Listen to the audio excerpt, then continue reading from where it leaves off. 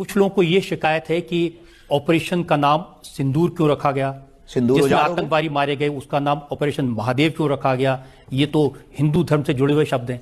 इस देश में कुछ ऐसे गधे हैं जिनको ये बड़ी प्रॉब्लम है, इनके पेट खराब रहते हैं। कभी बाबा बागेश्वर के नाम पे रहते, कभी गुच्ची चश्मा के नाम पे रहते, कभी आर्मी के नाम पे रहते, कभी ऑपरेशन सिंदूर के नाम पे, कभी ऑपरेशन महादेव के नाम पे। उन्होंने सिंदूर उजाड़ा, अपन ने सिंदूर ऑपरेशन नाम दिया। कोई गलत बात। इस देश में पहले पढ़ाया जाता था गा से गणेश। कुछ लोगों का पेट दर्द हुआ, बोले ये सांप्रदायिकता है, गा से गधा पढ़ाओ। अब गा से गणेश पढ़ाने की बजाय गधा पढ़ा रहे हैं, तो बच्चे भी गधे ही कुछ हो रहे हैं।